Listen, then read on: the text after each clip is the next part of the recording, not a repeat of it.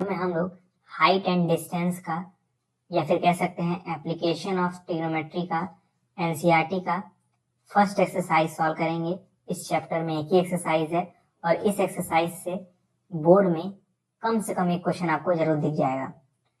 तो चलिए फिर इस एक्सरसाइज को शुरू करते हैं।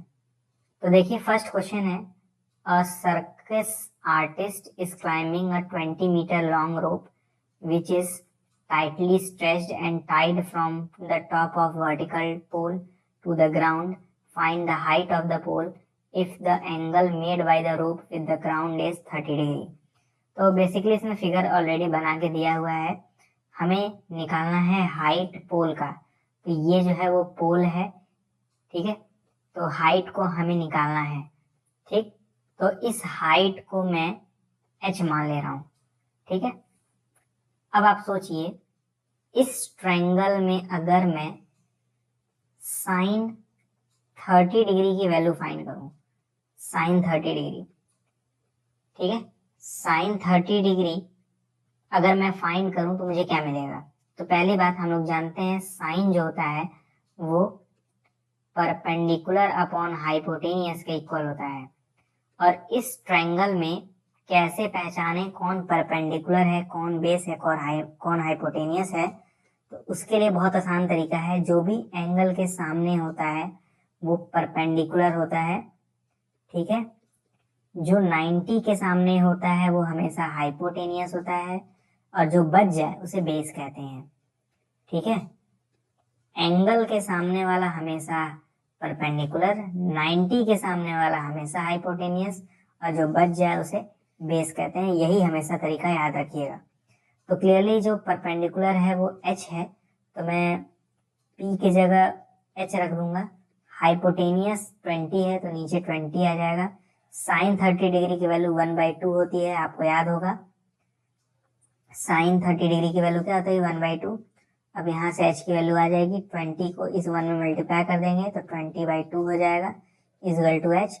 तो यहाँ से 10 हो जाएगा h की वैल्यू, तो h की वैल्यू आएगी 10 मीटर। यही हमारा आंसर है। सेकेंड क्वेश्चन देखिए, कह रहा है a tree breaks due to storm and the broken part bend so that the top of the tree touches the ground making an angle 30 degree with it. The distance between the foot of the tree to the point where the top touches the ground is 8 metre. Find the height of the tree. बहुत ही अच्छा question है। Question में कह रहा है आपके पास एक ट्री है, तो सपोज कर लीजिए ये हमारे पास एक ट्री है, ठीक। अब ये जो ट्री है ना, ये जो ट्री है उसका कुछ पार्ट टूट के नीचे गिर जाता है। मान लेते हैं ये ट्री जो है थोड़ा सा और लंबा है, ठीक है, और लंबा है। अब मान लीजिए यहाँ से वो पार्ट टूटा होगा, यहाँ से ये जो ट्री है वो टूट के नीचे गिरता है इस तरीके से कि जो इसका ऊपर वाला पार्ट है वो जमीन पे इस तरह से टच हो जाता है। मतलब क्या है, यहाँ से मान लीजिए ब्रेक कर रहा है तो ये जो हिस्सा है ना, ये वाला हिस्सा ब्रेक करने के बाद इस साइड गिरेगा, ठीक, इस तरीके से गिरेगा कि ये ग्राउंड को टच कर जाए, कुछ इस तरीके से। मैं मान रहा हूँ ये फिगर के हिसाब से लग नहीं रहा होगा कि नीचे टच कर जाएगा, लेकिन सपोज कर लीजिए, ठीक है, सपोज करने में क्या जा रहा है, ठीक। तो अगर मैं इसको ज्वाइन कर दूं इस तरीके से कुछ, तो ये एक ट्रायंगल का शेप आ जाएगा। क्वेश्चन में बोला है कि आपके पास एक ट्री है जो कि टूट जाता है तूफान के कारण, मतलब आंधी तूफान के कारण इसका ऊपर वाला हिस्सा टूट जाता है, टूट के वो नीचे के साइड गिरता है इस तरीके से कि जो उसका टॉप वाला पार्ट था, टॉप पार्ट ये वाला, वो नीचे जमीन पे टच हो जाता है, ठीक है। आगे क्वेश्चन में दिया है जब इस तरह का केस होता है तो एंगल 30 डिग्री का बन रहा है, ऐसा क्वेश्चन में बोला है। मतलब मैं कह सकता हूँ ये एंगल 30 डिग्री हो जाएगा। क्वेश्चन में क्लियरली बोला है एंगल 30 डिग्री है, मतलब ये एंगल 30 डिग्री हो जाएगा, ठीक है। ये एंगल ऑब्वियस सी बात है 90 होगा, ठीक है। क्वेश्चन में एक बात और बोला है कि डिस्टेंस बिटवीन फुट, मतलब ट्री का जो फुट है, फुट यही है ना, इस डिस्टेंस और point where the top touches the ground is 8 metre. मतलब जहां पे टॉप टच कर रहा है और जो फुट है उन दोनों के बीच की दूरी क्या है, 8 मीटर की है। तो यहाँ पे आ जाएगा 8 मीटर। तो क्वेश्चन में बोल रहा है ट्री के हाइट को फाइंड करिए। बहुत ही अच्छा क्वेश्चन है, बहुत ही अच्छा। देखिए ये जो ट्री है, ऐसा मैं कह सकता हूँ दो पार्ट से मिलके बना है। ये एक ब्रोकन पार्ट और ये स्टैंडिंग पार्ट। एक पार्ट जो कि टूट चुका है और ये वाला पार्ट जो कि नहीं टूटा है। तो मैं मान ले रहा हूँ नीचे वाला x है, ऊपर वाला y है। ठीक है, मैंने मान लिया ये जो नहीं टूटा है वो x मीटर का है और ये जो टूट के नीचे गिर गया है वो y मीटर का है। ठीक, तो अब बताइए क्या ये डिस्टेंस भी y हो जाएगा? अरे भाई यही वाला हिस्सा तो टूट के नीचे गिरा है ना, तो क्या उसकी लंबाई बदल जाएगी? नहीं बदलेगी, तो ये भी y ही रहेगा। अगर आपको लग रहा है कि ये थोड़ा सा और ऊंचा बनाना चाहिए तो बना सकते हैं आप, कोई दिक्कत नहीं है। तो हुआ क्या है, ये जो ट्री था इतना बड़ा, ठीक है, ये ऊपर से टूट के नीचे इस तरह से गिरता है। ये वाला हिस्सा जो है वो टूट के इस तरफ गिरता है और वो एक ट्रायंगल बनाता है जिसमें 30 डिग्री एंगल है। मैंने ट्री के हाइट को x और y माना है, मतलब टोटल हाइट तो x प्लस वाई होगा। इस x और इस y को जोड़ेंगे तब टोटल हाइट आ जाएगा। इस वाले पार्ट को मैंने y माना है तो ये भी ऑब्वियस सी बात है y हो जाएगा, ये तो x रहेगा ही। अब देखिए मैं क्या करूंगा, मैं अप्लाई करूंगा साइन 30 डिग्री। अभी मैंने बताया था एंगल के सामने वाला परपेंडिकुलर होता है, 90 के सामने वाला हाइपोटेनियस, जो बच जाए उसे बेस कहते हैं। ठीक है, तो एंगल के सामने ये है तो यानी ये परपेंडिकुलर हो जाएगा, 90 के सामने ये है यानी ये हाइपोटेनियस हो जाएगा, और जो बच जाए उसे बेस कहते हैं। तो साइन 30 डिग्री ये इक्वल होता है परपेंडिकुलर अपॉन हाइपोटेनियस के। ठीक है, तो साइन 30 डिग्री की वैल्यू 1/2 होती है। अभी हम लोगों ने देखा परपेंडिकुलर की वैल्यू क्या है, x है, यहाँ पे x आ जाएगा। हाइपोटेनियस की वैल्यू क्या है, y है, यहाँ पे y हो जाएगा। y को 1 में मल्टीप्लाई करिए, इस y को 1 में मल्टीप्लाई करेंगे तो क्या आएगा, y आएगा। इस 2 को x में करेंगे, इस 2 को x में मल्टीप्लाई करेंगे तो क्या आएगा, 2x आएगा। तो y बराबर 2x। ठीक है, एक चीज और हम लोग कर सकते हैं, इसी ट्रायंगल में अगर cos 30 निकाला जाए तो देखते हैं क्या होता है। cos 30, cos मतलब क्या होता है, बेस अपॉन हाइपोटेनियस। ठीक है, cos 30 की वैल्यू होती है √3/2। ठीक है, बेस, बेस किसे कहेंगे, बेस इस नीचे वाले को कहेंगे, 8 है तो बेस 8 हो जाएगा। हाइपोटेनियस क्या है, हाइपोटेनियस है y। ठीक है, तो हमें मिलेगा नीचे y, तो इस y को √3 में करिए तो √3y हो जाएगा। इस 8 को 2 में करिए तो 16 हो जाएगा, y की वैल्यू हो जाएगी 16/√3। इसे रैशनलाइज कर लेंगे, कैसे करेंगे रैशनलाइज, ऊपर भी √3 से नीचे भी √3 से मल्टीप्लाई कर देंगे तो ऊपर हो जाएगा 16√3 डिवाइडेड बाई नीचे जाएगा √3 इंटू √3 दैट इज 3। ठीक है, तो ये हमें चीज मिलेगी, ये हो गई y की वैल्यू। तो अगर y की वैल्यू हमें मिल चुकी है तो हम लोग x की वैल्यू निकाल लेंगे। कैसे निकालेंगे, हमें y की वैल्यू क्या मिली है, 16√3/3 और इधर क्या है 2x है, तो ये जो 2 है वो इस 16 को 8 बार में कट कर देगा तो मिलेगा 8√3/3 इजिकल टू x। ठीक है, तो x और y की वैल्यू दोनों आ चुकी है। हाइट क्या होगा ट्री का, हाइट जो होगा ध्यान से देखिए, इस टोटल को हम लोग हाइट कहेंगे और ये जो टोटल है वो x और y दोनों से मिलके बना है, तो हाइट जो होगा वो x प्लस y हो जाएगा। ठीक है, x की वैल्यू हम लोगों ने निकाली है 8√3/3 है, 8√3/3 प्लस y की वैल्यू है 16√3/3, वैल्यू रखेंगे। ठीक है, तो नीचे तो 3 आएगा, 16 और 8 क्या होंगे 24 हो जाएंगे, 24√3, 3 जो है वो 24 को 8 बार में कट कर देगा, ये आएगा 8√3। ठीक है, तो हाइट क्या हो जाएगा 8√3। बहुत ही आसान क्वेश्चन है। अब देखिए थर्ड क्वेश्चन है, a contractor plans to install 2 slides for the children to play in a park. For the children below the age 5 years, she prefers to have a slide whose top is at height 1.5 meter and is inclined at an angle of 30 degree to the ground. Whereas for elder children, she wants to have a steep slide at height of 3 meter and inclined at an angle of 60 degree to the ground. What should be the length of the slide in each case?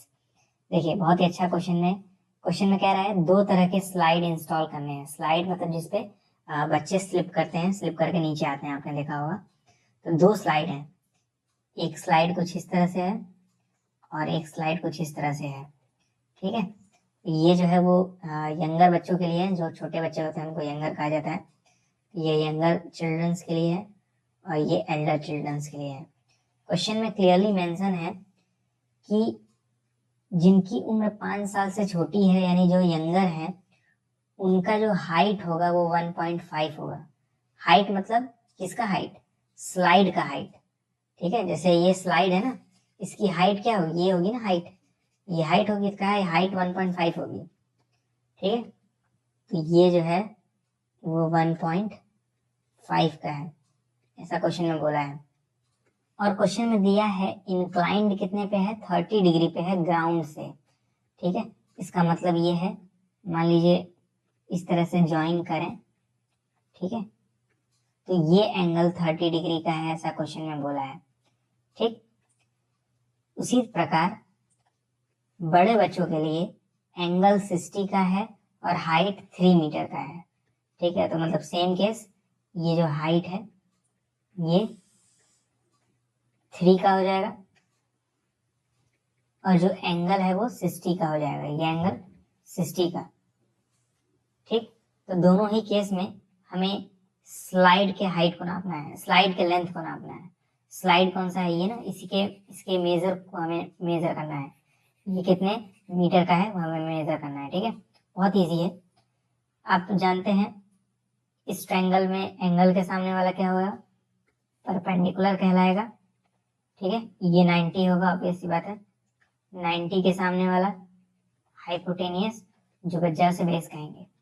ठीक, इसमें भी वही होगा, 60 के सामने वाला perpendicular, 90 के सामने वाला हाइपोटेनियस, और जो गज्जा से बेस कहेंगे। तो ऐसा मैं कह सकता हूँ दोनों केस में मुझे हाइपोटेनियस को ही फाइंड करना है, कह सकता हूँ ना। तो पहले फर्स्ट वाले केस में आएंगे।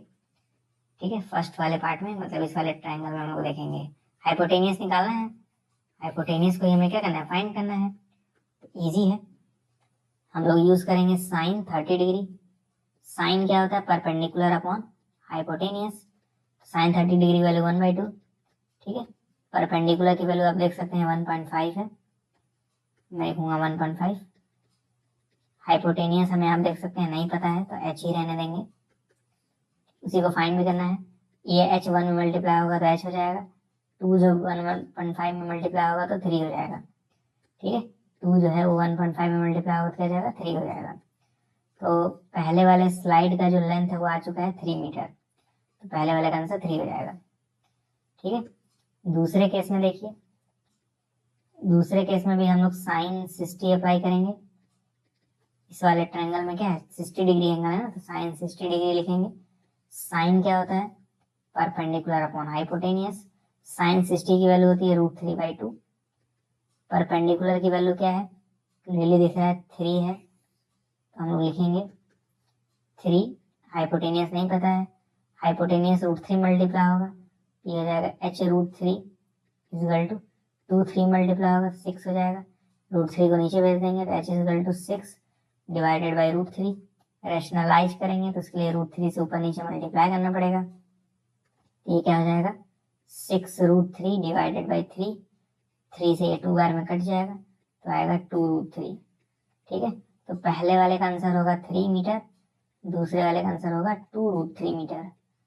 ठीक है, सिंपल, हाइपोटेनियस ही तो निकालना था, काम हो गया। फोर्थ क्वेश्चन है, the angle of elevation of the top of tower from a point on the ground which is 30 metre away from the foot of the tower is 30 degree, find the height of the tower. Question में बोला है एक tower है, मान लीजिए ये tower है।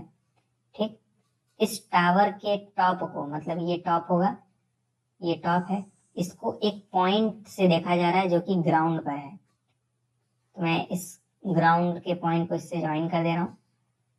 ठीक है, क्वेश्चन में क्या बोला है? टावर के टॉप को ग्राउंड के एक किसी पॉइंट से देखा जा रहा है, तो angle of elevation, angle of elevation इस तरह से होगा ना, नीचे से ऊपर की तरफ देखेंगे तो इस तरह से एंगल ऑफ एलिवेशन होगा। एंगल ऑफ एलिवेशन 30 डिग्री का बन रहा है, तो मतलब ये एंगल क्या हो जाएगा? 30 डिग्री हो जाएगा। क्वेश्चन में बोला है 30 मीटर जो है वो फुट और पॉइंट के बीच की दूरी है, मतलब यहाँ से यहाँ तक की बीच की दूरी क्या है? 30 मीटर है, ऐसा क्वेश्चन में बोला है। तो यहाँ पे मैं नीचे लिखूंगा 30 मीटर। इस पॉइंट को मैं बी मान ले रहा हूँ, इस पॉइंट को सी, ये ऑब्वियस सी बात है 90 होगा। एंगल के सामने वाला परपेंडिकुलर, 90 के सामने वाला हाइपोटेनियस, और जो बच जाए उसे बेस कहते हैं। तो इस केस में हम लोग tan अप्लाई करेंगे, tan, साइन नहीं, तो tan 30 डिग्री। ठीक है, देखिए 3 ही एंगल अप्लाई किया करिए, या तो साइन, या तो कॉस, या तो tan। अब आपको मन में आएगा कि कैसे मालूम करें कौन सा यूज करना है। तो देखिए ये प्रैक्टिस के ऊपर होता है। ठीक है, जैसे जैसे आप प्रैक्टिस करेंगे आपको मालूम चलने लगेगा, लेकिन जब भी कंफ्यूजन हो तो 3 ही में से कोई एक लगेगा ना, या तो साइन लगेगा, तो कॉस लगेगा, तो tan लगेगा। तो मान लीजिए आपने साइन लगाया, उससे नहीं आंसर आया तो आप कॉस लगाएंगे, कॉस से भी नहीं आया तो tan लगाएंगे। लेकिन जब आपकी प्रैक्टिस अच्छी हो जाएगी तब फिर आपको डायरेक्ट दिखेगा ये लगाएंगे, ये लगाएंगे, ये लगाएंगे। इस केस में मैं tan 30 अप्लाई कर रहा हूँ। ठीक है, tan का फॉर्मूला क्या होता है, परपेंडिकुलर अपॉन बेस। ठीक है, तो परपेंडिकुलर मतलब ये हमें नहीं पता है तो p ही रहने देंगे। बेस ये है जो कि 30 है, तो बेस की जगह 30 रख देंगे। ठीक है, tan 30 की वैल्यू होती है 1/√3। ठीक है, याद होगा आपको। परपेंडिकुलर नहीं पता है, बेस की वैल्यू है 30, 31 में मल्टीप्लाई होगा तो 30/√3 हो जाएगा, इजल टू p। ठीक है, तो ये जाएगा 30 into √3 divided by 30, √3 into √3, rationalise मैंने किया है, तो ये 30√3 हो जाएगा, और नीचे 3 आ जाएगा, 3 10 जा। ठीक है, तो मैं कह सकता हूँ परपेंडिकुलर की वैल्यू आई 10√3। ठीक है, परपेंडिकुलर की वैल्यू क्या है, 10√3। ठीक है, तो ये जो परपेंडिकुलर आया है वही तो है हाइट ऑफ द टावर। तो मैं कह सकता हूँ हाइट जो है वो क्या है, 10√3 है। बहुत ही आसान क्वेश्चन था, है ना। अब देखिए 5th क्वेश्चन क्या है, कह रहा है a kite is flying at a height of 60 metre above the ground. मान लीजिए यहाँ पे वो पतंग है इस पॉइंट पे। ठीक है, ये ग्राउंड से 60 मीटर की ऊंचाई पे उड़ रहा है। मतलब मान लेते हैं ये ग्राउंड है, तो ये 60 मीटर की ऊंचाई से उड़ रहा है, मतलब ये डिस्टेंस कितना है, 60 मीटर। ठीक है, कह रहा है द स्ट्रिंग यानी धागा attached to the kite is temporarily tied to the point on the ground. मतलब किसी ग्राउंड पे किसी एक पॉइंट से उस पतंग को बांध दिया गया है रस्सी से। तो मान लिया यहाँ से बांधा गया है। ठीक है, अब क्वेश्चन में क्लियरली मेंशन है इंक्लिनेशन जो है वो 60 डिग्री का है, मतलब ये एंगल 60 डिग्री का होगा। ठीक, ये तो 90 ही होगा। कह रहा है क्वेश्चन में find the length of the string. हमें लेंथ निकालना है स्ट्रिंग का। स्ट्रिंग यही होगा ना, धागा तो यही होगा, इसी धागे की लंबाई को हमें मेजर करना है। ठीक है, तो 60 डिग्री के सामने वाला हमेशा परपेंडिकुलर होता है, 90 के सामने वाला हमेशा क्या होता है, हाइपोटेनियस, जो बच जाए उसे बेस कहते हैं। इसी डिस्टेंस को हमें मेजर करना है, यानी हमें हाइपोटेनियस निकालना है। ठीक है, तो हम लोग लगाएंगे साइन 60 डिग्री। ठीक है, एंगल क्या है 60 डिग्री है ना, तो हम लोग साइन 60 लिखेंगे। साइन का फॉर्मूला क्या होता है, परपेंडिकुलर अपॉन हाइपोटेनियस। साइन 60 की वैल्यू क्या होती है, √3/2 इजल टू परपेंडिकुलर की वैल्यू क्या है, क्लियरली दिख रहा है 60 है, तो जाएगा 60।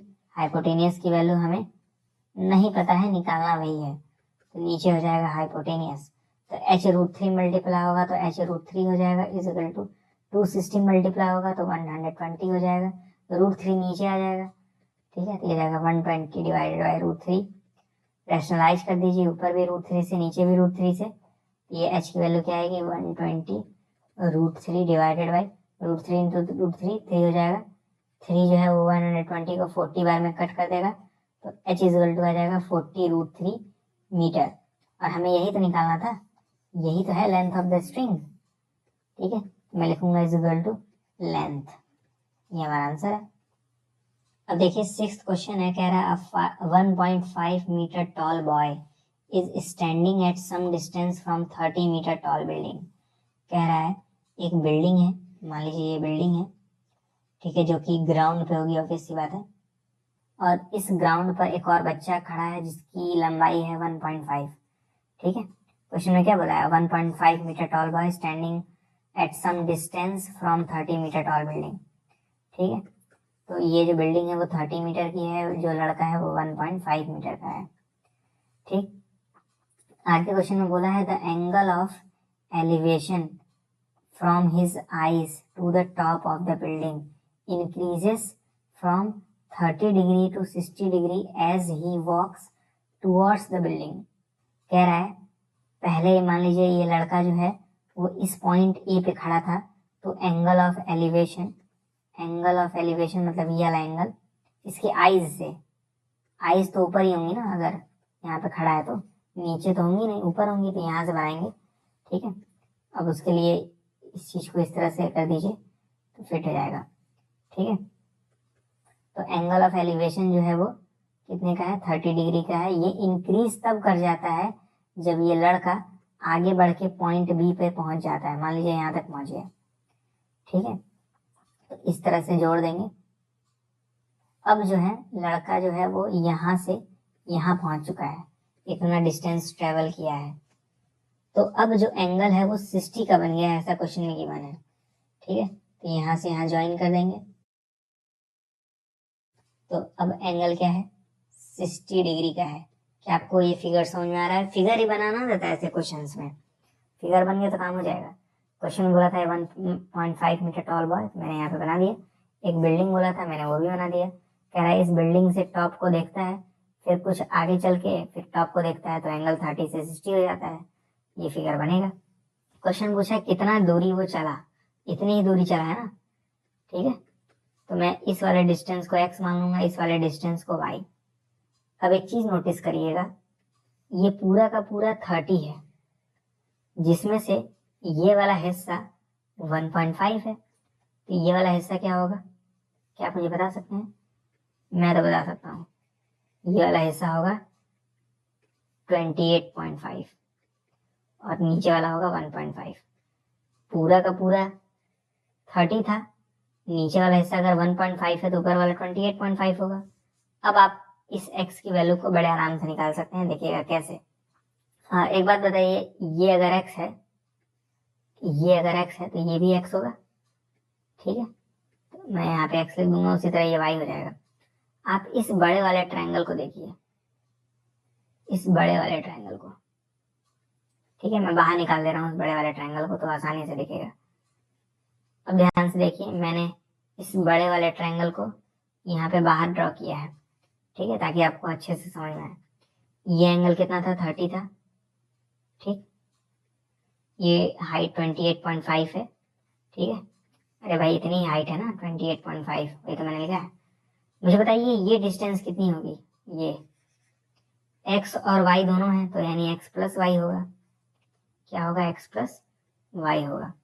अब आप जानते हैं एंगल के सामने वाला परपेंडिकुलर होता है, ये 90 है, उसके सामने वाला हाइपोटेनियस, और ये बेस होगा। लिख दे रहा हूँ, ये 90 होगा, 90 के सामने वाला हाइपोटेनियस, एंगल के सामने वाला परपेंडिकुलर और नीचे बेस है। तो आप देख सकते हैं ये भी हमें पता है, ये भी पता है, परपेंडिकुलर बेस से एक ही रिलेशन बनता है, वो है 10। तो हम लोग 10 30 डिग्री इक्वल टू लिखेंगे परपेंडिकुलर अपॉन बेस। तो 10 30 डिग्री की वैल्यू बता दीजिए क्या होती है। 10 30 डिग्री की वैल्यू होती है 1/√3। ठीक है, परपेंडिकुलर की वैल्यू क्या है, 28.5 है, तो ऊपर आ जाएगा 28.5 डिवाइडेड बाई बेस की वैल्यू क्या है, x प्लस वाई है, तो बेस की जगह आ जाएगा x plus y. Criss cross होगा, ये चीज इसमें मल्टीप्लाई होगी, ये चीज इसमें, तो जब x प्लस वाई 1 में मल्टीप्लाई होगा तो x प्लस वाई हो जाएगा इक्वल टू √3 28.5 में मल्टीप्लाई होगा तो 28.5 √3 हो जाएगा। ठीक, अब देखिए इस वाले ट्रायंगल को, इस वाले ट्रायंगल में अब मैं अलग से फिगर नहीं बनाऊंगा, छोटा सा ट्रायंगल है, दिख रहा होगा आपको। ठीक है, इस वाले ट्रायंगल में ये ऑब्वियस बात है 90 होगा, 60 के सामने वाला क्या होगा, परपेंडिकुलर, 90 के सामने वाला हाइपोटेनियस, और ये जो बच गया है उसे हम लोग बेस कहेंगे। ठीक है, तो मैं फिर से अब 10 60 लगाऊंगा। ठीक है, इस वाले ट्रायंगल में अब मैं 10 60 लगाऊंगा। 10 60 मतलब परपेंडिकुलर अपॉन बेस, 10 60 की वैल्यू होती है √3। ठीक है, और परपेंडिकुलर क्या है, 28.5 है, अरे एंगल के सामने परपेंडिकुलर 28.5 है, और बेस क्या है, y है। ठीक है, तो परपेंडिकुलर की जगह 28.5, बेस की जगह y, ठीक है।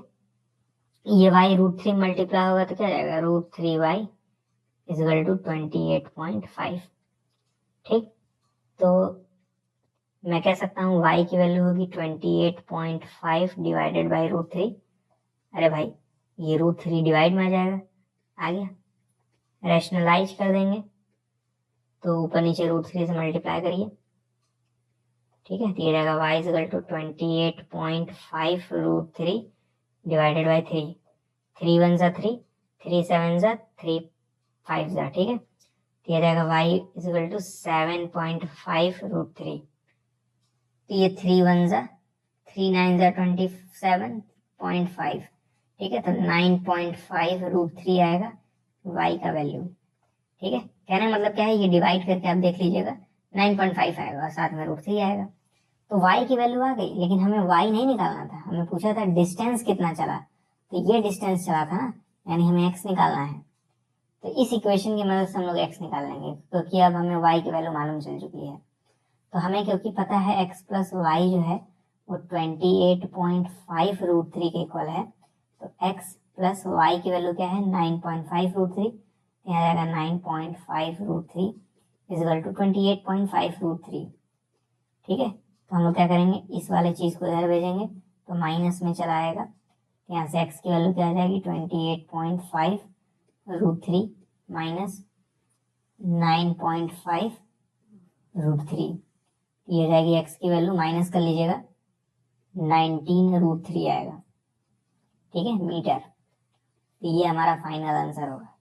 सिंपल सा टैक्टिक से फिगर बनाइए, एक बार बड़े वाले ट्रायंगल में 10 अप्लाई करिए, एक बार छोटे वाले ट्रायंगल में 10 अप्लाई करिए, दो इक्वेशन बनेगा, एक इक्वेशन यहाँ एक इक्वेशन यहाँ, दोनों को सॉल्व करिए, x की वैल्यू आ जाएगी। ये फिगर बनाना ही बहुत इंपॉर्टेंट टास्क होता है।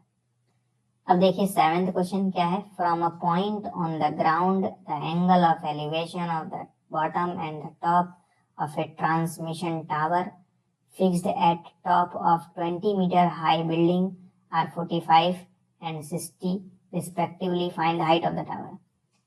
क्वेश्चन क्या है इसको पहले समझिए। कह रहा है एक बिल्डिंग है, मान लीजिए ये बिल्डिंग है, ठीक है।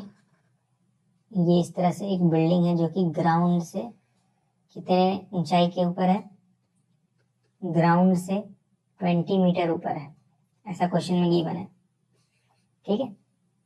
अब इस बिल्डिंग के टॉप पे एक टावर लगा है अलग से, ठीक है। तो उस टावर को भी ड्रॉ कर देंगे, ये सपोज कर लीजिए टावर है, ठीक। ये क्या है, टावर है, थोड़ा सा टेढ़ा बन गया है, लेकिन सपोज कर लीजिए ये बिल्डिंग है और इस बिल्डिंग के ऊपर एक टावर है, ठीक है। अब ग्राउंड पे किसी एक पॉइंट से, मान लीजिए वो ये पॉइंट है, इस पॉइंट से एक बार टावर के टॉप को देखा जा रहा है और एक बार बॉटम को देखा जा रहा है। टॉप को देखा जा रहा है, बॉटम को देखा जा रहा है। क्वेश्चन बोला है देखिए एंगल ऑफ एलिवेशन, मतलब देखना है किसको, बॉटम को, टॉप को। तो कह रहा है एंगल जो है ना 45 और 60 का बन रहा है, ठीक है। तो मान लीजिए इससे बॉटम को देख रहे हैं और इसी पॉइंट से टॉप को देख रहे हैं, ठीक।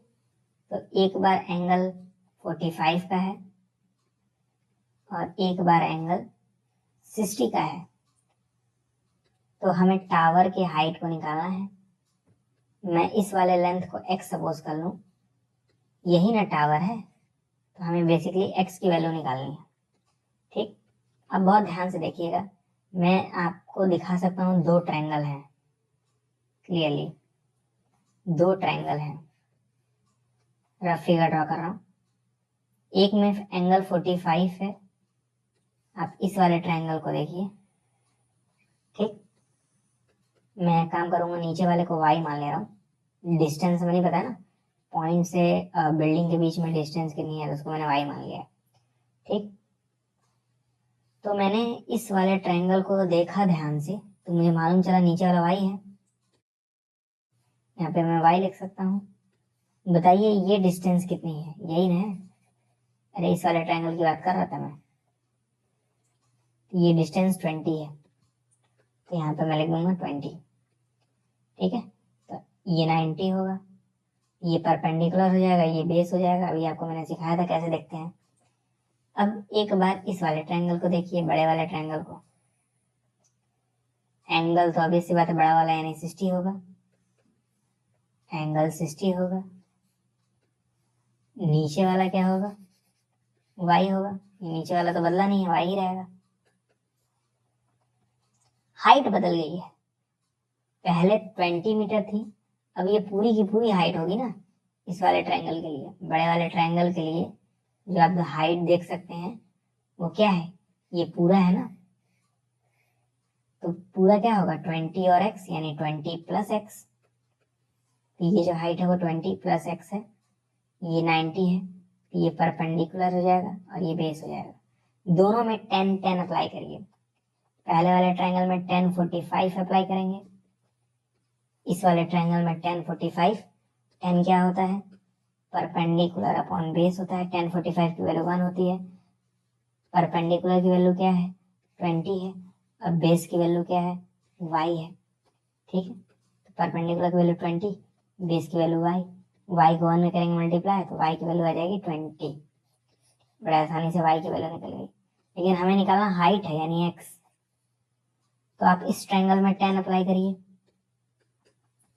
क्या जाएगा 10 60, क्योंकि इस वाले ट्रायंगल में एंगल 60 का है, तो 10 60। 10 60 क्या होगा, परपेंडिकुलर अपॉन बेस होगा। 10 60 की वैल्यू क्या होती है √3। परपेंडिकुलर की वैल्यू क्या आप देख सकते हैं 20 प्लस एक्स है, और बेस की वैल्यू y है। ठीक है, तो परपेंडिकुलर की जगह 20 प्लस एक्स, बेस की जगह y, y √3 मल्टीप्लाई होगा तो क्या हो जाएगा √3y equal to 20 plus x. और y की वैल्यू तो हमें पता है 20, इस y की जगह 20 रख देंगे, तो ये जाएगा √3 into 20 equal to 20 plus x, तो ये जाएगा 20 √3, इधर हो जाएगा 20 प्लस एक्स, 20 को इधर दे दीजिए तो ये जाएगा 20 √3 minus 20 equal to x. 20 common है, 20 कॉमन लेंगे तो क्या जाएगा √3 माइनस 1, इधर एक्स, ये एक्स की वैल्यू है, यही हमारा आंसर है। ठीक है, इसमें से आप 20 कॉमन ले लीजिए, काम हो जाएगा। तो देखिए मेन करना क्या है, आपको जैसे ये फिगर बनते हुए दिखा, आपने दोनों ट्रायंगल में 10 10 अप्लाई किया, काम आ गया। अब देखिए 8th क्वेश्चन है, a statue 1.6 metre tall stand on the top of pedestal. तो पेडेस्टल एक तरह का कह सकते हैं एक थोड़ा सा ऊंचाई पर होता है, आपने देखा होगा शायद, जैसे आपने शायद स्टैचू ऑफ लिबर्टी देखा होगा। स्टैचू ऑफ लिबर्टी में जो पुतला खड़ा है वो जिस चीज पे खड़ा है उसे पेडेस्टल कहते हैं। ठीक है, तो मान लीजिए ये पेडेस्टल है, तो मैंने मान लिया ये जो है वो पेडेस्टल है। ठीक है, इस पे पुतला खड़ा रहेगा। ये मान लीजिए ग्राउंड से कुछ डिस्टेंस पे है, कुछ हाइट पे है, इसको ज्वाइन कर देना है। ठीक है, समझिए क्या है, ये पेडेस्टल है, इस पेडेस्टल के ऊपर पुतला रखा जाएगा, स्टैचू रखा जाएगा। ठीक है, पेडेस्टल एक तरह का प्लेस होता है जहाँ पे पुतला रखा जाता है, थोड़ा सा ऊंचाई पे होता है, तो ये पेडेस्टल है।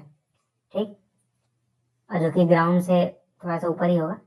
इस पेडेस्टल के ऊपर एक स्टैचू रखा गया, मान लीजिए स्टैचू है। ठीक है, ऊपर वाला स्टैचू है, नीचे वाला पेडेस्टल है। कह रहा है from a point on the ground, मतलब ग्राउंड पे एक पॉइंट है, मान लिया मैंने ये पॉइंट है। Angle of elevation of top of statute is 60 degree, मतलब इसी ग्राउंड के पॉइंट से स्टैचू के टॉप को देखा जा रहा है। अरे भाई स्टैचू का टॉप यही होगा, ग्राउंड से स्टैचू के टॉप को देखा जा रहा है, तो ऐसे बनाएंगे। तो एंगल कितने का बन रहा है 60 का बन रहा है, मतलब ये एंगल जो है वो 60 का है।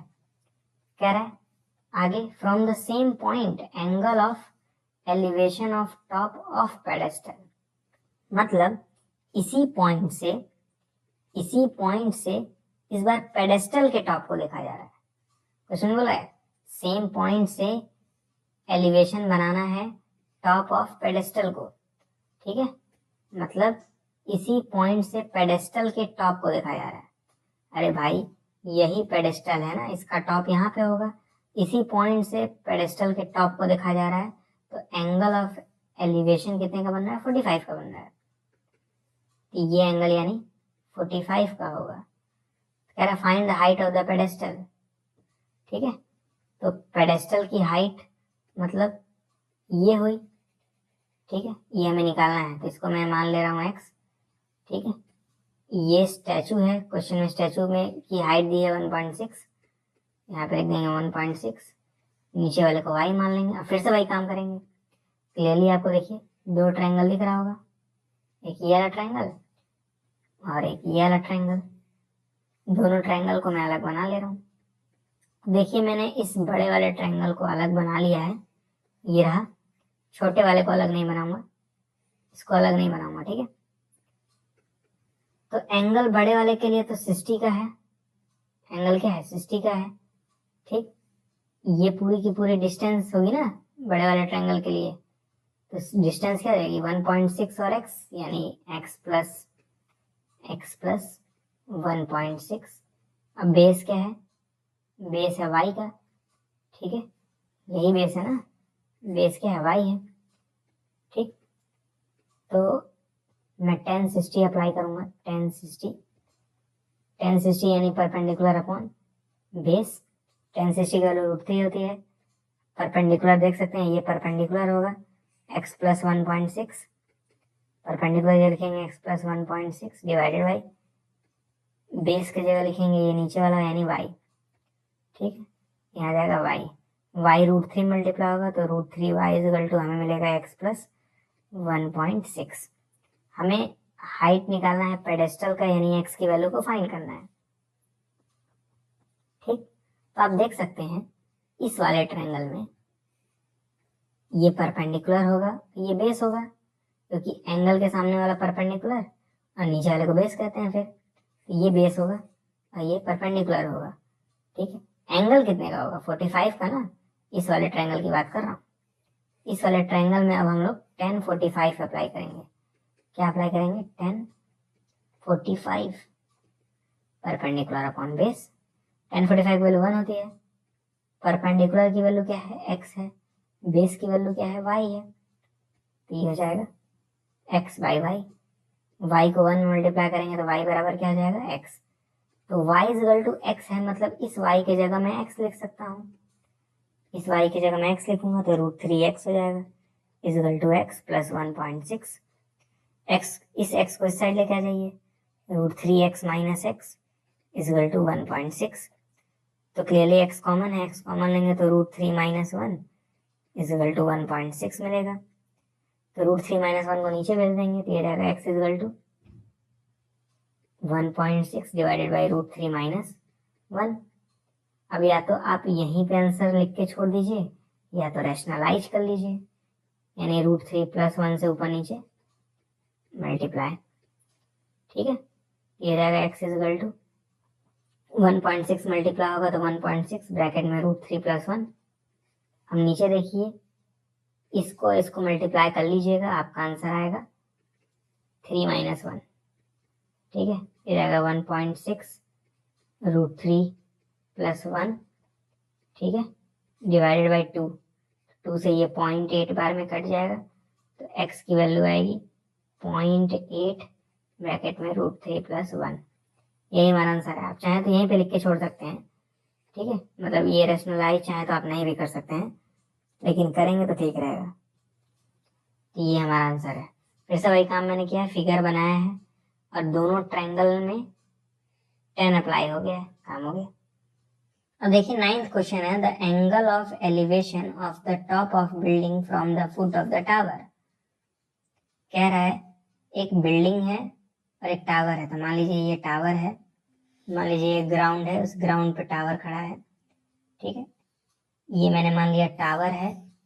ठीक, और ये जो है वो बिल्डिंग है। ठीक, ये टावर है और ये बिल्डिंग है। तो कह रहा है क्वेश्चन में एंगल ऑफ एलिवेशन, यानी नीचे से ऊपर देख रहे हैं। क्या देख रहे हैं? टॉप ऑफ द बिल्डिंग देख रहे हैं। तो ये टॉप है बिल्डिंग का, कहाँ से देख रहे हैं? फुट ऑफ द टावर से, यहाँ से देख रहे हैं। ठीक, मतलब फुट ऑफ द टावर से टॉप ऑफ द बिल्डिंग को देख रहे हैं, मतलब कुछ इस तरह से देख रहे हैं। तो एंगल कितने का बन रहा है?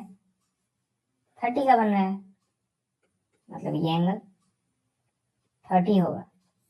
फिर आगे क्वेश्चन में बोला है द एंगल ऑफ एलिवेशन, यानी नीचे से ऊपर देख रहे हैं, of the top of the tower, मतलब इस बार टावर के टॉप को देख रहे हैं कहाँ से, बिल्डिंग के फुट से, यानी यहाँ से। तो यहाँ से यहाँ पे देख रहे हैं, ठीक, यहाँ से यहाँ पे, तो एंगल कितने का बन रहा है, क्वेश्चन में क्लियरली मेंशन है 60 डिग्री का बन रहा है एंगल, ठीक। तो ये एंगल कितने का हो जाएगा, 60 का हो जाएगा। क्वेश्चन में एक और इन्फॉर्मेशन गिवन है कि टावर जो है वो 50 मीटर का है, इसका मतलब ये 50 मीटर है। मैं बिल्डिंग के हाइट को x मान ले रहा हूँ, नीचे वाले डिस्टेंस को y मान ले रहा हूँ।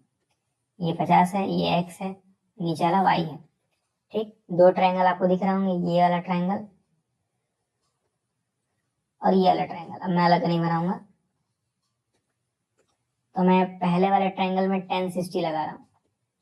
tan 60 क्या होता है, परपेंडिकुलर अपॉन बेस होता है, ठीक है। किस वाले ट्रायंगल में लगा रहे हैं, इस वाले ट्रायंगल में। तो ये परपेंडिकुलर हो जाएगा और ये बेस हो जाएगा। tan 60 √3 होता है, परपेंडिकुलर 50 है, बेस y है, y को √3 मल्टीप्लाई कर दिए तो √3y इक्वल टू 50 हो जाएगा। √3 को नीचे भेजिए, 50y √3 हो जाएगा। रैशनलाइज करिए, यानी ऊपर नीचे √3 से मल्टीप्लाई करिए, तो जाएगा y equal to 50 √3 divided by 3। ये y की वैल्यू आ गई। अब इस छोटे वाले ट्रायंगल में हम लोग tan अप्लाई करेंगे, तो tan 30 degree equal to perpendicular upon base. tan 30 की वैल्यू 1/√3 होती है, इक्वल टू, अब इस छोटे वाले ट्रायंगल में ये परपेंडिकुलर ये बेस होगा, मतलब परपेंडिकुलर x है, बेस y है, तो y इस 1 में मल्टीप्लाई होगा तो y/√3 हो जाएगा, इक्वल टू x। इस √3 को भी तो x में मल्टीप्लाई करना पड़ेगा, तो ये √3 नीचे से हट जाएगा, यहाँ जाएगा √3। y की वैल्यू क्या है, 50 √3/3, ठीक है। y की वैल्यू क्या है, 50 √3/3, तो y की वैल्यू को पुट कर देंगे, ये हो जाएगा 50 √3/3, इधर है x√3, ये √3 से √3 कट गया, x की वैल्यू क्या आ गई, यहाँ पे लिख दे रहा हूँ, x की वैल्यू आ गई 50/3। ये हमारा आंसर है, ठीक है। कैसे मैंने निकाला, बहुत आसान है। इस वाले ट्रायंगल में tan अप्लाई किया, इस वाले ट्रायंगल में tan अप्लाई किया, आंसर आ गया। अब देखिए 10th क्वेश्चन क्या है, two pole of equal height are standing opposite each other on the either side of the road which is 80 metre wide. From a point between them on the road the angle of elevation of the top of the poles are 60 and 30 degree respectively. Find the height of the pole and the distance of the point from the poles. बहुत ही अच्छा question है। कह रहा है एक road है, या फिर ऐसे समझिए,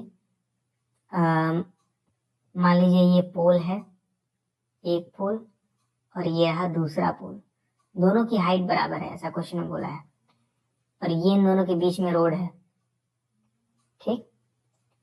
क्वेश्चन में क्या बोला है, दो पोल हैं इस तरह से इक्वल हाइट के, और इन दोनों के बीच में एक रोड है, तो ये रोड है, ठीक।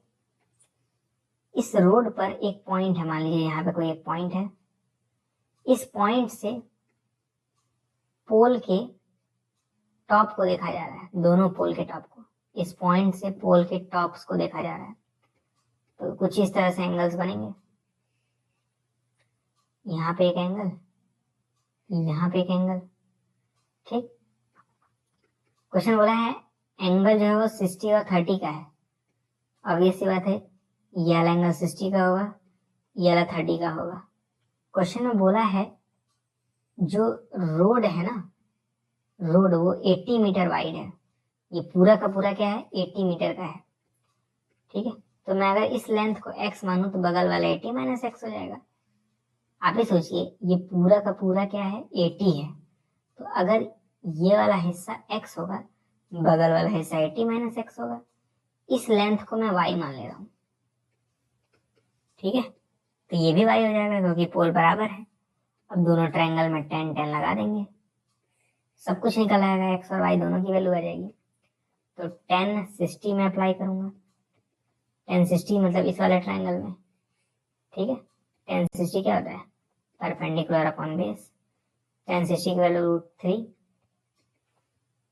ये परपेंडिकुलर है, ये बेस है, तो y बाई एक्स, ठीक है। तो x √3 मल्टीप्लाई होगा तो √3x is equal to y हो जाएगा, ठीक है। अब मैं tan 30 अप्लाई करूंगा, परपेंडिकुलर अपॉन बेस, किस वाले ट्रायंगल में, इस वाले ट्रायंगल में। तो ये परपेंडिकुलर है, ये बेस है।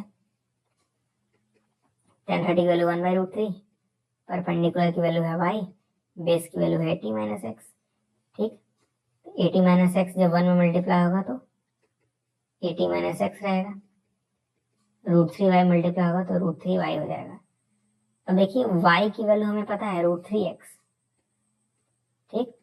तो इस y की जगह √3x रख देंगे, ये जाएगा 80 माइनस एक्स √3, y की जगह √3x, तो जाएगा 3x 80 minus x, minus x उधर जाएगा तो प्लस एक्स हो जाएगा, ये जाएगा 80 इज इक्वल टू 4x, तो x की वैल्यू क्या आएगी, 20 आएगी, ठीक। मतलब ये डिस्टेंस कितने की है, 20 मीटर की है, ठीक। तो ये वाली डिस्टेंस कितनी जाएगी, 60 मीटर की। अरे भाई ये 20 है, अगर ये 20 है तो ये 60 होगा ना, पूरा का पूरा 80 है, ठीक। तो y की भी वैल्यू आ जाएगी, y जो कि था √3x, तो ये √3 इंटू एक्स की वैल्यू 20, तो जाएगा 20 √3, तो y की भी वैल्यू आ गई, ठीक है। तो हमारे आंसर्स होंगे 20 √3, 20 और 60, क्योंकि क्वेश्चन में क्या बोला था, क्या क्या निकालने के लिए, डिस्टेंस, तो डिस्टेंस 20 मीटर और 60 मीटर का है, और हाइट निकालने के लिए बोला था, यानी y है 20 √3, आंसर खत्म। अब देखिए 11th क्वेश्चन, इसमें ऑलरेडी फिगर बना हुआ है, कह रहा TV tower stand vertically on a bank of a canal. तो मैं पूरा पढ़ूंगा नहीं, सीधे इसमें बोला है find the height of the tower, ये टावर है, इसकी हाइट को निकालना है, कह रहा है and the width of the canal. अब इसमें कौन कैनाल है वो तो मुझे नहीं पता, क्वेश्चन पढ़ने के बाद मालूम चलेगा, पढ़ ही लेते हैं। कह रहा a TV tower stand vertically on the bank of A canal from a point on the other bank directly opposite to the tower. The angle of elevation of the top of the tower is 60 degree. तो ये 60 degree है, ये 30 degree है, वही सब बोला है। हमें हाइट टावर का निकालना है और विड्थ निकालना है कैनल का, पूरा पढ़ने की जरूरत नहीं है, अभी मैं बता दूंगा कैसे करना है, ठीक। अब ध्यान से देखिए, हमें ये लेंथ गिवन नहीं है, इसको मैं y सपोज कर लूंगा, तो ये y हो गया, ठीक है। ये हाइट भी नहीं गिवन है, इसको मैं x मान लूंगा, ठीक। तो ये x हो जाएगा। अब आप देखिए इस वाले ट्रायंगल में ये परपेंडिकुलर है, ये बेस है, तो मैं tan 60 अप्लाई कर सकता हूँ। tan 60 क्या होगा, परपेंडिकुलर अपॉन बेस। tan 60 की वैल्यू क्या आती है, √3, ठीक है। परपेंडिकुलर x है, बेस y है, तो x बाई वाई, y को √3 मल्टीप्लाई कर देंगे तो √3y is equal to x हो जाएगा। अब आप इस बड़े वाले ट्रायंगल में देखिए, इस बड़े वाले ट्रायंगल में परपेंडिकुलर x होगा, तो ये वाला जो हिस्सा है वो 20 और y यानी 20 प्लस y होगा, तो हम लोग लिखेंगे tan 30 is equal to perpendicular upon base, क्योंकि एंगल जो है वो 30 का है। तो परपेंडिकुलर क्या है, x है, मैं लिखूंगा tan 30 वैल्यू होती है 1/√3, परपेंडिकुलर की वैल्यू x है, बेस की वैल्यू क्या है, बेस की वैल्यू ये पूरा का पूरा ही बेस है ना, तो 20 और y यानी 20 प्लस y, फिर आएगा 20 प्लस y, तो 20 प्लस y को 1 में मल्टीप्लाई करेंगे तो क्या आएगा, 20 plus y is equal to √3 को x में करेंगे तो √3x हो जाएगा। x की वैल्यू हमें पता है √3y, तो इस x की जगह √3y लिख देंगे, तो जाएगा 20 plus y is equal to √3 into इस x की जगह √3y, तो जाएगा √3y, 20 + y, √3 √3 3 हो जाएगा 3y, y उधर जाएगा तो माइनस जाएगा तो 2y, तो y की वैल्यू 10 आ जाएगी, y की वैल्यू 10 आ गई, मतलब ये क्या है 10 है, ठीक है। यही विड्थ है, जो 10 आया ना यही क्या है विड्थ है कैनाल की, विड्थ ऑफ कैनाल, ठीक। और हमें x की वैल्यू निकालनी थी, x क्या था √3y था, x इज टू √3, y की वैल्यू 10 है तो x इज हो जाएगा 10√3, और ये क्या है हाइट, ये क्या है हाइट, सिंपल सॉल्व, कितना आसान आप देख सकते हैं। बस आपको इस बड़े वाले ट्रायंगल में और इस छोटे वाले ट्रायंगल में 10 अप्लाई करना था, काम हो जाएगा। तो देखिए 12th क्वेश्चन क्या है, from the top of a 7 metre high building the angle of elevation of the top of a cable tower is 60 degree and the angle of depression of its foot is 45 degree, determine the height of the tower. कह रहा है एक 7 metre की high building है और एक tower है, तो मान लीजिए ये टावर है, ये ग्राउंड है, ठीक, ये बिल्डिंग है। तो क्वेश्चन में बोला है बिल्डिंग कितने की है 7 मीटर की है, तो यहाँ पे मैं लिख दूंगा 7 मीटर। फिर आगे क्वेश्चन बोला है angle of elevation of top of cable tower is 60 degree, लेकिन कहाँ से, बिल्डिंग के टॉप से, मतलब बिल्डिंग के टॉप से आप टावर के टॉप को देख रहे हैं, ये टावर है ये बिल्डिंग है। क्वेश्चन बोला है from the top of A high building, मतलब इस बिल्डिंग के टॉप से टॉप ऑफ टावर को देखा जा रहा है, यानी यहाँ को, यहाँ से यहाँ देखा जा रहा है, ठीक है। तो इस तरह से ज्वाइन कर देंगे। क्वेश्चन में बोला है एंगल ऑफ एलिवेशन 60 का बन रहा है, तो उसके लिए मुझे नीचे से इस तरह से बनाना पड़ेगा तब ना एंगल ऑफ एलिवेशन आएगा, ठीक है। तो ये एंगल जो है वो 60 का है। आगे क्वेश्चन में बोला है डिप्रेशन कितने का है 45 का है, किसका, फुट का, मतलब इसी टॉप से अब टावर के बॉटम को देखा जा रहा है, फुट को देखा जा रहा है, बिल्डिंग के टॉप से टावर के फुट को, तो डिप्रेशन बन रहा है 45 का, ठीक है। जब भी ऊपर से नीचे देखते हैं तो डिप्रेशन बनता है, यहाँ ऊपर थे ऊपर से नीचे देख रहे हैं तो डिप्रेशन बनेगा। डिप्रेशन में हमेशा ये वाला एंगल आता है, ऊपर वाला एंगल, ठीक है 45। ये मत सोच लीजिएगा कि ये एंगल 45 है, ये एंगल 45 होगा, ठीक। तो अगर ये एंगल 45 है तो ये भी 45 हो जाएगा अल्टरनेट इंटीरियर से, तो ये भी 45 हो जाएगा। बात समझ आ रही है, बिल्डिंग के टॉप से टावर के फुट को देखा जाता है, डिप्रेशन एंगल 45 का बन रहा है। डिप्रेशन जब भी बोलता है ना तो हमेशा ऊपर की तरफ एंगल लेना पड़ता है, ऊपर वाला, ठीक है। ऊपर वाला एंगल मैंने लिया है, नीचे वाला एंगल भी 45 हो जाएगा by alternate interior angle. Question में बोला है हाइट ऑफ द टावर को निकालने के लिए, ठीक है। तो बहुत ईजी है, ये 7 है तो ये भी 7 होगा, इसको x मान ले रहे हैं, नीचे वाले को y मान ले रहे हैं। अब इस वाले ट्रायंगल में मैं चाहूं तो 10 अप्लाई कर सकता हूं, तो ये अगर y है तो ये भी तो y होगा, तो मैं यहाँ पे y लिख दूंगा। अब मैं अप्लाई करूंगा 10 60, ठीक है। इस वाले ट्रायंगल में मैं क्या अप्लाई करूंगा 10 60, 10 60 मतलब परपेंडिकुलर अपॉन बेस, 10 60 की वैल्यू √3 होती है, परपेंडिकुलर x है, बेस y है, तो x by y, x by y, तो यहाँ से √3y = x हो जाएगा। अब देखिए इस वाले ट्रायंगल में, इसमें हम लोग 10 45 यूज कर सकते हैं। 10 45 क्या होगा, परपेंडिकुलर अपॉन बेस, 10 45 वैल्यू 1 होती है, परपेंडिकुलर 7 है, बेस y है, ये हो जाएगा 7/y, y को 1 मल्टीप्लाई करेंगे तो y = 7, ठीक। y की जगह रख देंगे तो √3 × 7 = x, तो x की वैल्यू क्या जाएगी 7√3, x की वैल्यू क्या जाएगी 7√3। क्या ये हमारा आंसर है, नहीं, हमें टावर की हाइट को निकालना था। ये है टावर जो कि 7 और x दोनों से मिलकर बना है, तो मैं कह सकता हूँ हाइट जो होगी वो 7 + x होगी, दैट इज 7 प्लस एक्स की वैल्यू 7√3, 7 कॉमन ले लेंगे तो बचेगा 1 प्लस √3। यही हमारा आंसर है, सिंपल। अब देखिए 13th क्वेश्चन है, as observe from top of 75 metre high lighthouse from the sea level the angle of depression of two ships are इतना एंड इतना, if one ship is exactly behind the other on the same side of the lighthouse, find the distance between the two ships. कह रहा है एक light house है, suppose कर लीजिए यहाँ पे एक लाइट हाउस है, ठीक, और ये रहा सी लेवल। क्वेश्चन में क्लियरली मेंशन है लाइट हाउस की हाइट 75 है, मतलब ये हाइट 75 है, ये हाइट 75 मीटर की है।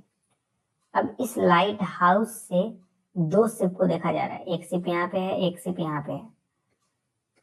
तो एक शिप यहाँ पे है, एक शिप यहाँ पे है, इसको मैं ए मान ले रहा हूँ, इसको बी मान ले रहा हूँ। इन दोनों शिप्स को ऊपर से देखा जा रहा है, यानी बिल्डिंग के टॉप से दोनों शिप को देखा जा रहा है। जब भी ऊपर से नीचे देखते हैं डिप्रेशन बनता है, यहाँ से देखा जा रहा है, यहाँ से यहाँ देखा जा रहा है, ठीक। तो एक केस में 30 डिग्री का एंगल बन रहा है, एक केस में 45 का, तो ऐसे बना लेंगे, ठीक है। तो ये एंगल कितने का होगा 45, और ये एंगल कितने का होगा 30। मैंने बताया था जब भी डिप्रेशन बोलता है तो हम लोग ऊपर वाले एंगल्स लेते हैं ऊपर से, तो ये 45 होगा क्योंकि ज्यादा है, ये 30 होगा क्योंकि कम है। तो देखिए ये 45 है तो ये भी तो 45 होगा बाय अल्टरनेट इंटीरियर एंगल, तो ये एंगल भी क्या हो जाएगा 45।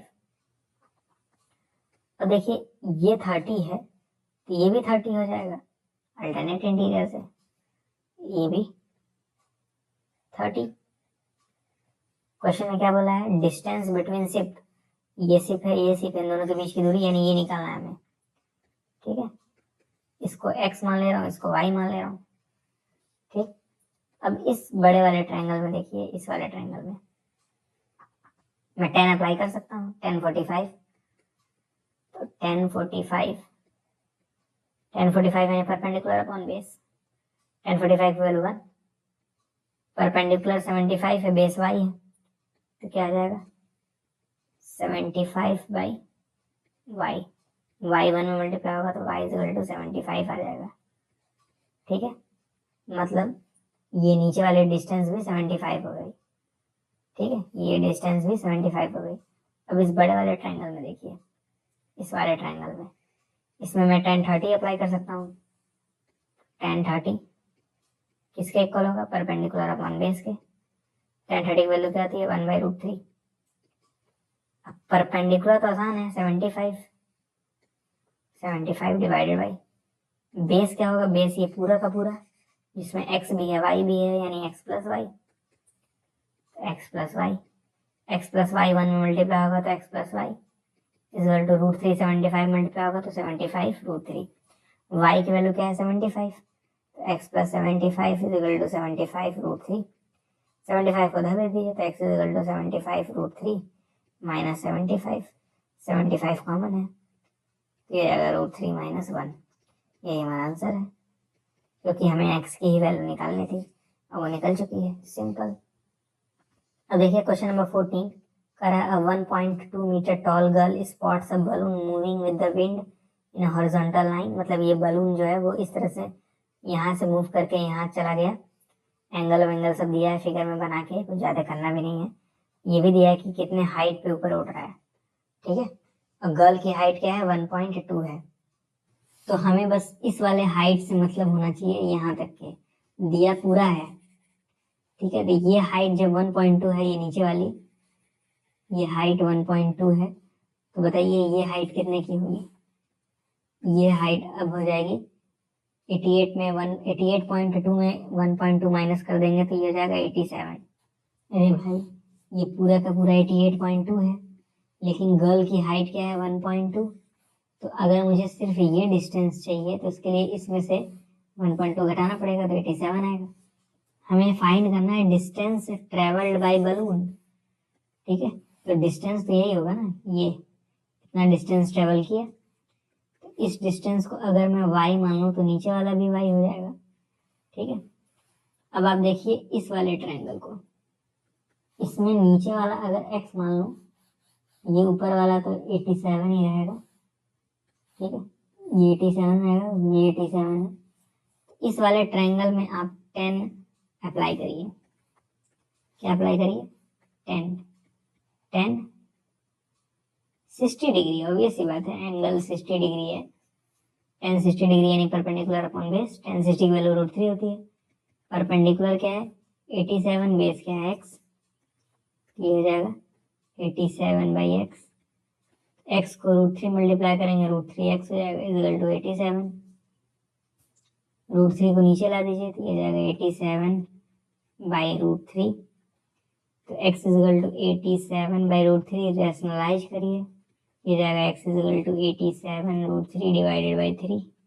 3 1 3, 3 2 6, 3 9 27। तो x इक्वल टू आएगा 29√3। ठीक, अब इस बड़े वाले ट्रायंगल में 10 अप्लाई कर सकते हैं जिसमें एंगल जो है वो 30 का है। ठीक, तो जाएगा 10 30 equal to perpendicular upon base.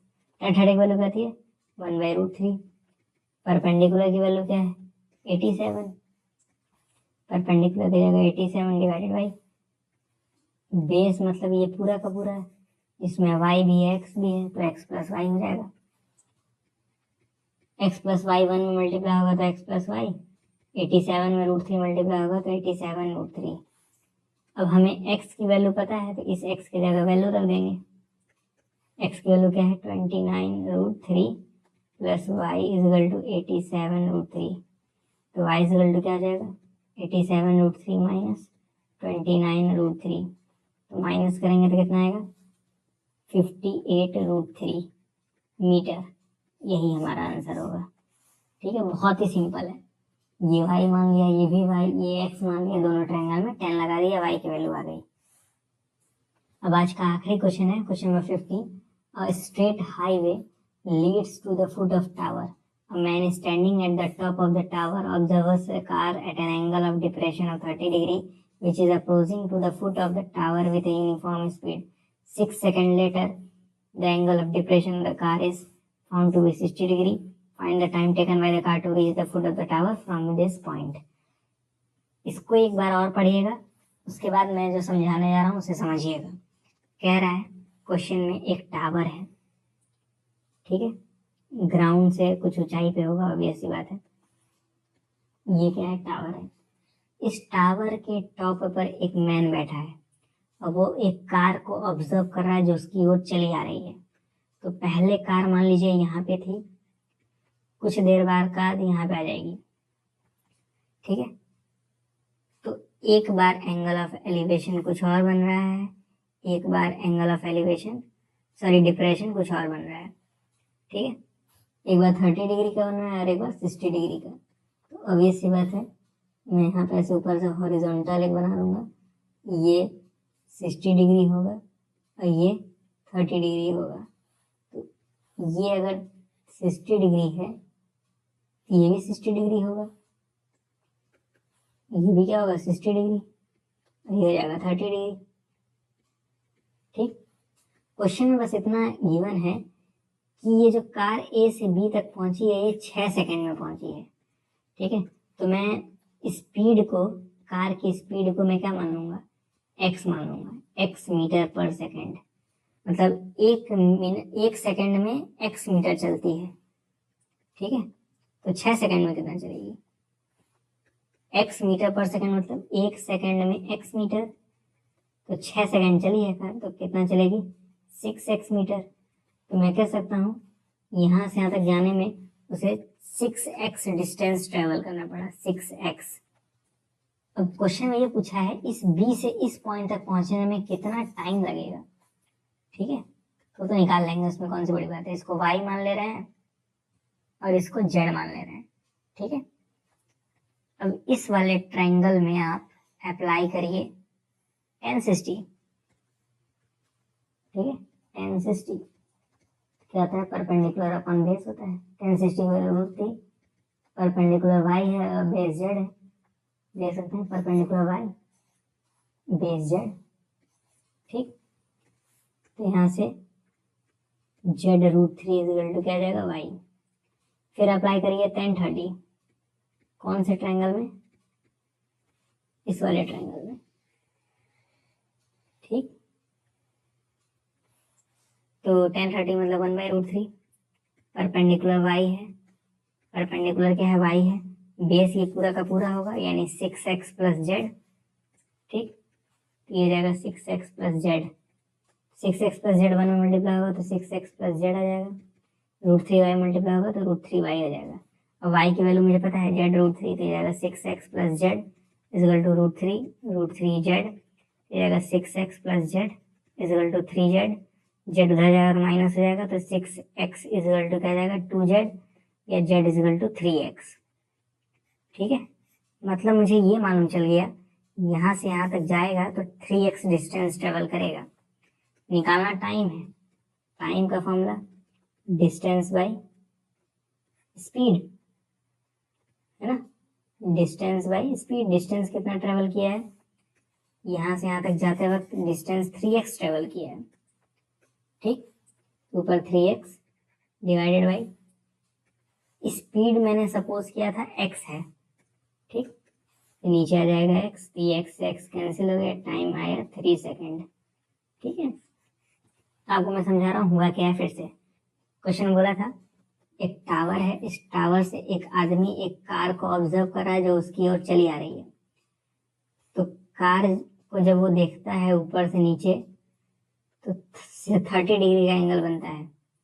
ठीक, लेकिन 6 सेकंड बाद कार कुछ यहाँ पे पहुंच जाएगा, तब देखता है तो 60 डिग्री का एंगल बन रहा है। तो फिगर कुछ इस तरह से बनेगा। मैंने स्पीड को x मान लिया, x मीटर पर सेकंड, मतलब 1 सेकंड में x चलेगा, तो 6 सेकंड में 6x चलेगा, मतलब यहाँ से यहाँ तक की डिस्टेंस क्या हो गई 6x हो गई। ठीक, मैंने इस चीज को y और इस चीज को z मान लिया। फिर मैंने दोनों ट्रायंगल में tan अप्लाई किया तो मुझे z की वैल्यू मिल गई 3x, मतलब यहाँ से यहाँ तक जाने में 3x डिस्टेंस ट्रेवल करना पड़ा। तो टाइम का formula distance by speed, distance 3x speed x, time की वैल्यू आ गई। तो है आसान लेकिन थोड़ा सा टिपिकल है। तो आज मैंने सारे क्वेश्चंस करा दिए हैं 9th चैप्टर के, और ये चैप्टर कंप्लीट हुआ इसी क्वेश्चन के साथ। अगर आपको इस चैप्टर में कोई डाउट है तो आप मुझसे टेलीग्राम चैनल पे पूछ सकते हैं, या फिर आप